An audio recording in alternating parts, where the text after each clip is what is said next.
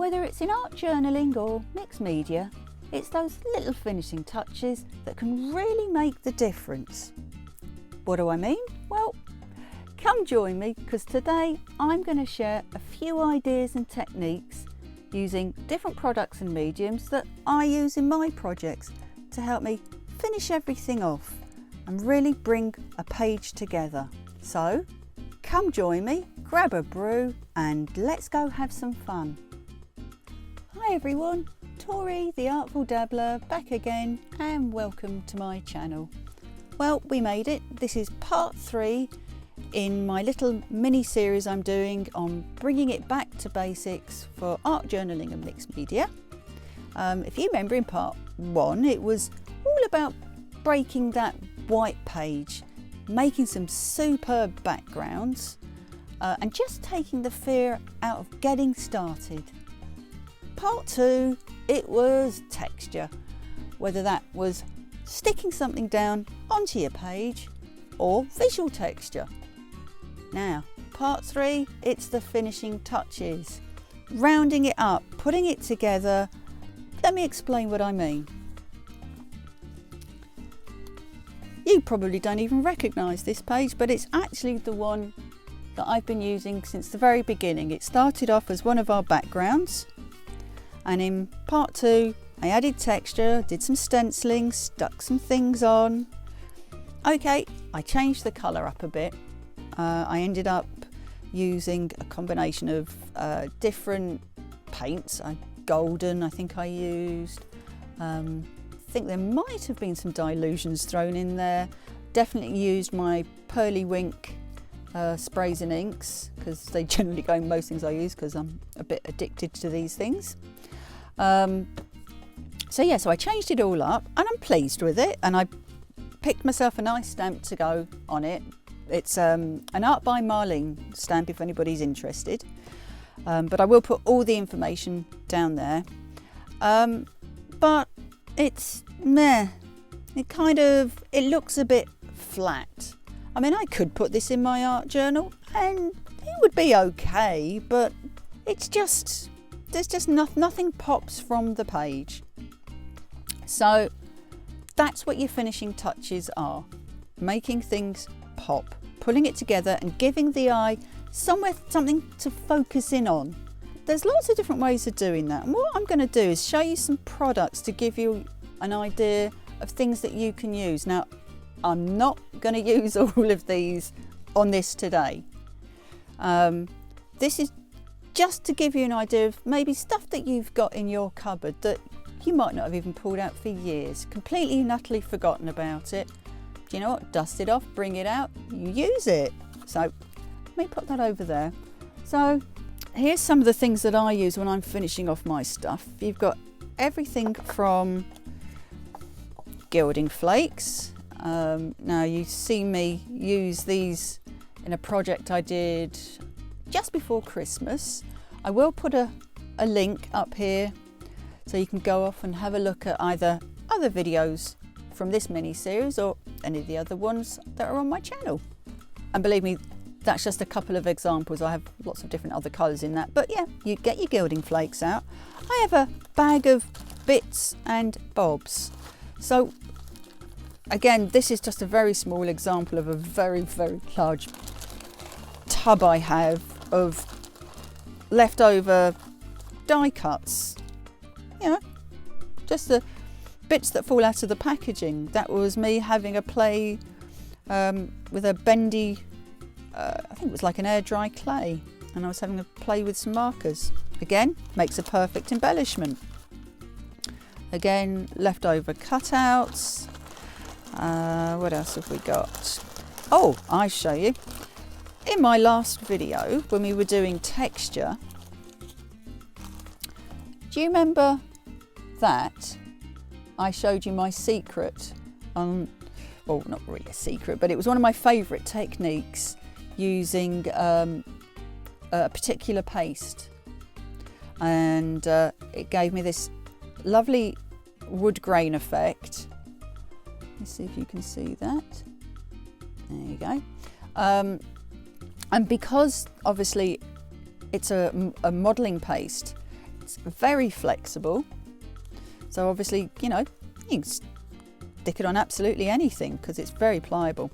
Well, I was having a play with it because I wasn't sure if I was going to use it in this project because I hadn't really picked my stamp at the point. So I thought, well, I want to make it look like bark. What do you think? Got to say, even I'm quite impressed myself. And again, that was a combination of one of my Pearlywink inks and some walnut stain ink. So you see the slightly darker tones in there, that was using my Pearlywink ink.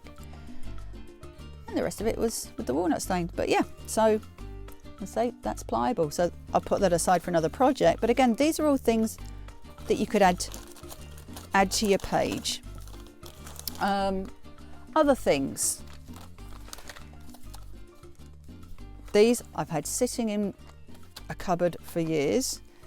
But again, you could use it to frame something on your page, drawing the eye in. This is what we're trying to do. Not make everything look flat.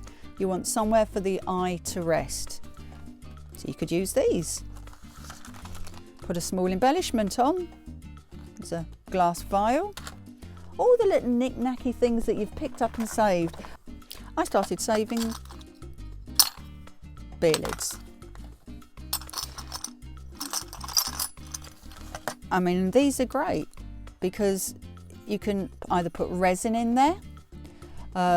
You could probably even do it with a gel medium. Put a picture in the bottom, fill it up with gel medium. It'll take a while to dry, but you've got a beautiful embellishment. I know you can do it with Ranger's. Oops, I'll just put that over there then.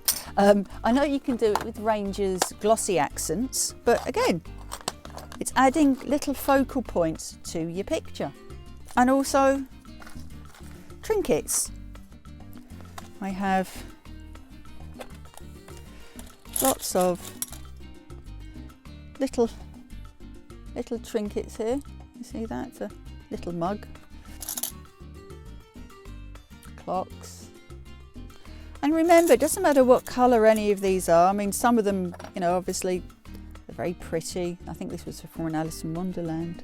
Yes, it is, because there she is herself. It's an Alice in Wonderland.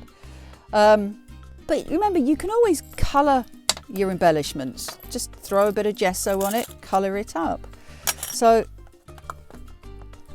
there's always different things I'm sure you've saved up, yeah, that you can add to your projects. And again, it doesn't have to be necessarily even stuck on your page. You could tie a bit of twine on the side, have it hanging off.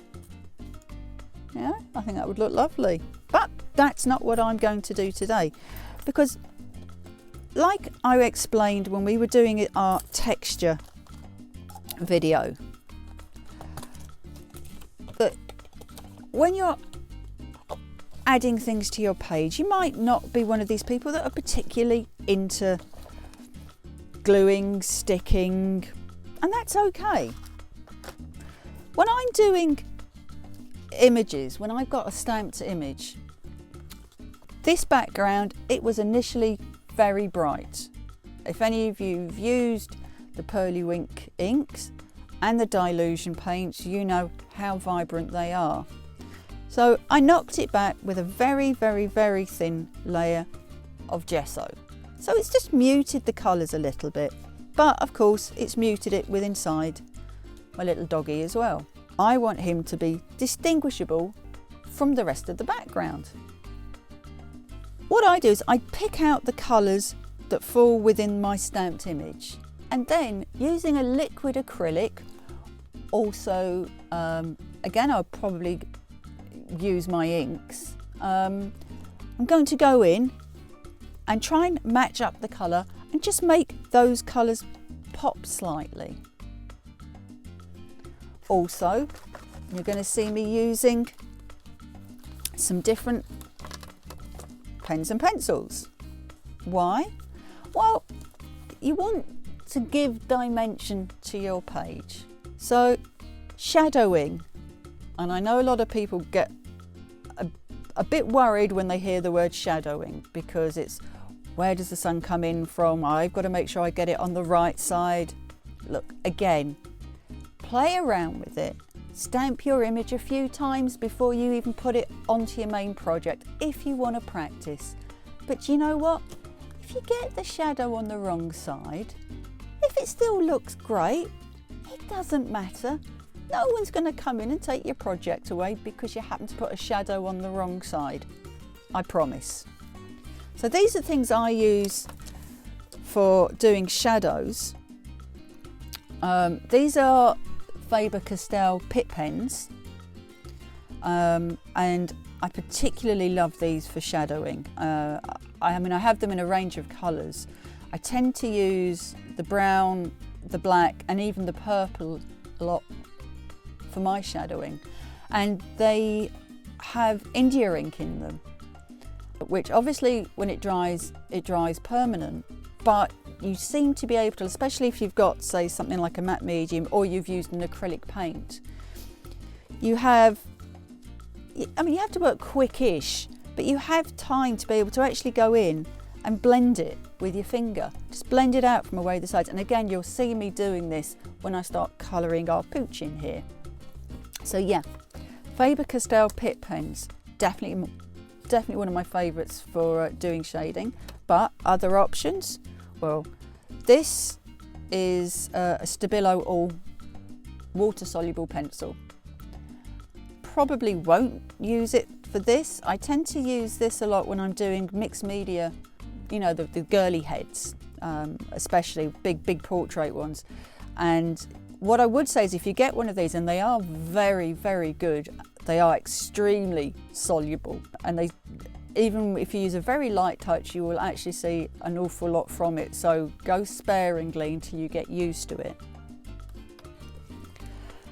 Two other pens that I probably use in most of my projects when I'm finishing things off will be a black and white Posca pen. Any paint pen will do. Again, just for doing things like bringing out some of the little marks that I might have made in the background, or even adding a few more. Always very handy. Okay, so enough jibber jabber. Let me start doing this, and you can get an idea of what I mean by all the little finishing touches, making it pop. Come on, let's go have some fun. Right then, I've got all my bits together, and I've pulled out some different coloured inks and stuff. I've taken out some Pearlywink inks. I have my golden fluid acrylics, and probably won't use much more than that, because literally all I'm going to be doing at the moment is just trying to make the colours inside the dog pop.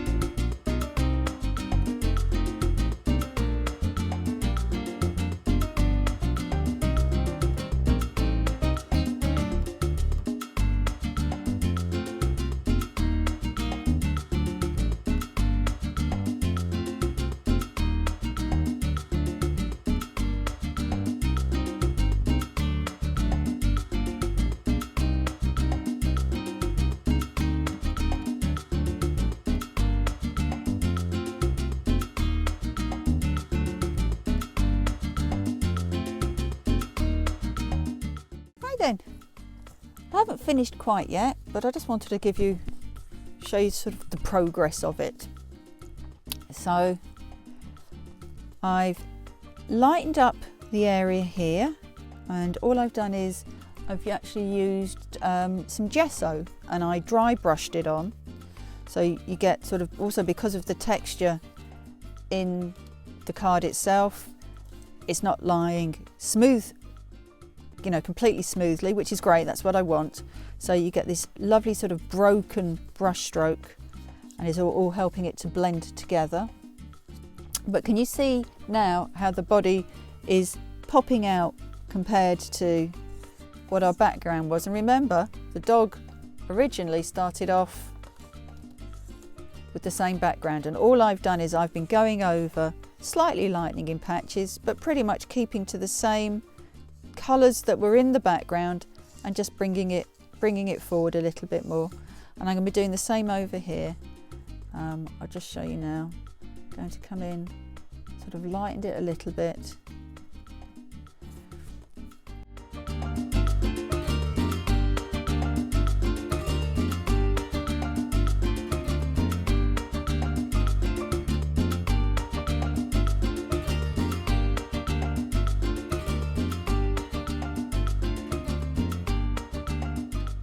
I'm going to show you the last bit that I'm going to do to make our actual stamped image pop out of the page, and then the finishing bits just going to be what I'm going to decide to do around the edges and adding a sentiment. And just to show you quickly, I like to stamp them all out on one big sheet.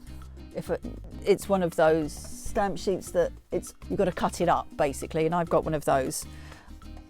So that's sort of the ones I went for because I thought they were really quite funny. I think I'm probably going to go with Sorry, Did I Roll My Eyes Out Loud? Although I have to say there are some ones on here that truly I would love to put, I would very much love to put on, but I don't really know if it will go with the image. But I do very much like Dear Karma. I have a list of people that you may have missed. I think we've all probably got a list like that somewhere. Right, anyway, I'll be back in a few minutes. Okay, pretty happy with that. May end up going back in to do a couple of touch-ups, but no, that's starting now to pop from the page. Now, another thing that's handy to have when I was saying to go along with the pens are micron pens, or any pen set that gives you different size nibs. Very handy for going in, touching up, say, like if I show you here, out of the way because there's glare on that. You see here on the dog's eye, let me pull it up a bit. You see how basically where I've gone in with the gesso a little bit and I've lost where the stamped image is. Very easily we're going to go in with our micron pens and just touch it up a bit. So basically, as you can see on these, it starts at 0.20 millimetre of a nib, goes up to 0.25, 3, 3.5, 4.5 and 5. And when I'm doing sort of fill-in bits here, I generally use a 0.25, maybe a 3. And then for the bigger areas, obviously I might go all the way up to the 0.5. Just depends on how big an area that basically needs fixing. So I'm going to go and do that, and when we come back, you'll see the results. Right then, there you go. Now, one thing I will say are these type of pens can be a bit hit and miss when you're trying to draw over acrylic paint. Do be careful because sometimes it can mess up the nibs. So I did it around these bigger areas and over sort of the pupils and stuff in the nose. I eventually just switched back over to my Posca pen. And again with Poscas, you can get, this one is one of the finer nibs, but obviously they go up quite large. I mean this one isn't even one of the biggest ones, they come up bigger than that. But I do always find it handy, especially with the white and the black. I always make sure I've got them in the smaller size to do things like this. to help with the detailing. Right, okay, so I'm pretty happy with that, I have to say. So the next bit now for me is going to be the shading, and again, as I said, there are different ways you can do that. You can use a graphite pencil, literally go around and smudge it out. As I said, one of my preferred ways is with the Faber-Castell Pitt pens. Now I'm actually thinking, because of the colour that's in this, that the brown may not work, so I'm going to grab, I do have a purple, so I can always go back in with a slightly darker colour later on if I like it, and if I'm quick enough and I really don't like it, you can wipe it off with a baby wipe. That's the beauty I found with this ink too. I'm also going to grab sort of like the cerise pink one as well. So let's pop that there. Okay, so it's really easy, so bear with me. Right, okay, so all I'm going to do is, I always put my shadows just out of habit, sort of tend to put it that way, as if the sun was coming from up here, so everything on sort of this side is going to be in the light. So that means things that are going to be in the shadow, the inside of the legs, the inside here, and round the back, you're going to have shadow.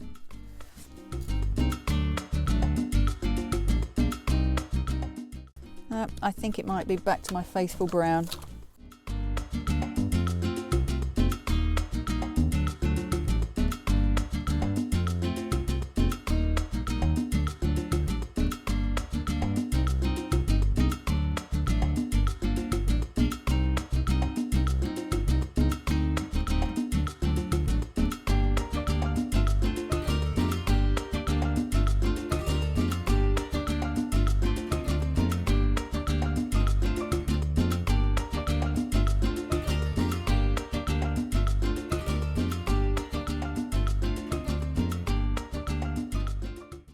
Okay, and can you see the difference on that side to that side? Just that it's like that little shadow.